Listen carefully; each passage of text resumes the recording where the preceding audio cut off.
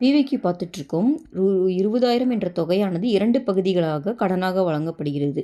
ஒரு பகுதி வந்து 8% தனி வட்டியிலும் மற்றொரு பகுதி 10% தனி வட்டியிலும் கொடுக்கப்படுகிறது.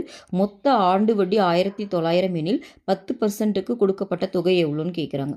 ஸோ ஒரு அமௌண்ட் வந்து பார்த்திங்கன்னா இந்த அமௌண்ட்டு 20,000 ஓகேவா. இதை 2 ஸ்ப்ளிட் பண்ணி கொடுக்குறாங்க.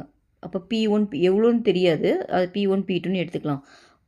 ஒரு பகுதி 8, அதாவது இப்போ P1 8% எடுத்துக்கிறேன், இன்னொரு பகுதியை 10%ல் கொடுக்குறாங்க.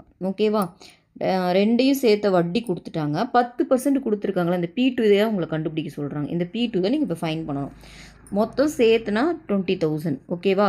அப்போது இது தனித்தனியாக எவ்வளோ ஸ்ப்ளிட் பண்ணியிருக்காங்கன்னு தான் உங்களுக்கு ஃபைன் பண்ண சொல்லியிருக்காங்க. சரி, இப்போது மொத்தத்துக்கான வட்டி கொடுத்துட்டாங்க. அப்போ இது ரெண்டுக்குமே நம்ம பிஎன்ஆர் ஃபார்முலா அப்ளை, நம்மளுக்கு தெரியும் தனி வட்டி ஃபார்முலா PNR/100, அதை அப்ளை பண்ணலாமா. அப்புறம் P1க்கும் P2க்குமே ஒரு ரிலேஷன் இருக்குது. இப்போ வந்து ரெண்டையும் சேர்த்துனா 20,000. அப்போ ஏதாவது ஒன்று வேணும்னா, இப்போ ஒரு ஃபார் எக்ஸாம்பிள் நம்மளுக்கு P1 வேணும்னா எப்படி எழுதலாம், P1 + P2 வந்து 20,000. அப்போ P1 வேணும்னா 20,000 - P2. ஓகேவா, எப்படி எழுதிக்கலாம். சரி, நான் எல்லாமே P2லேயே சேஞ்ச் பண்ணிக்கிறேன், ஏன்னா P2 தான் கண்டுபிடிக்கணும் அதனால். ஸோ இந்த ஃபார்முலாவில் போட்டிங்கன்னா உங்களுக்கு என்ன வரும், Pக்கு பதிலாக இப்போ இங்கே P1 போடுவோம். P1 nothing but 20,000 - P2. ஓகேவா, அதை போட்டுக்கிட்டேன். 20,000 - P2 இன்ட்டு இங்கே ஆண்டுக்குன்னு தான் சொல்லியிருக்காங்க சரிங்களா. அப்போது N வந்து 1 தான். R வந்து பார்த்திங்கன்னா ஃபஸ்ட்டுக்கு எவ்வளோ 8%, அப்போ 8/100. ஓகேவா.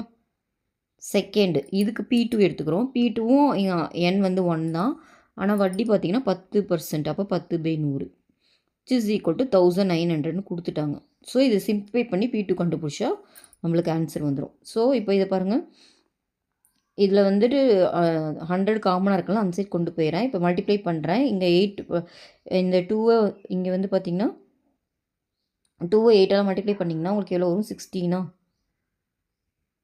ஓகே, 8P2 + 10P2 = இந்த 20 இந்த சைடு வந்துடும். அப்போ உங்களுக்கு எவ்வளோ வரும், 1,90,000 வரும். ஓகேவா.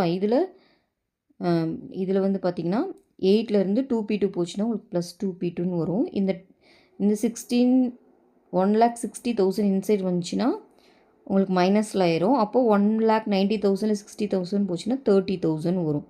நம்மளுக்கு அவங்க P2 தான் கேட்குறாங்க. கரெக்டாக 10%ல் கொடுத்தது P2 தானே எடுத்துட்டோம், அதுதான் கேட்குறாங்க. அப்போது இந்த 2 கீழே டிவைடில் வந்துடும். 30,000 / 2ன்னு போட்டிங்கன்னா 15,000. இதுதான் இந்த சம்மோட ஆன்சர்.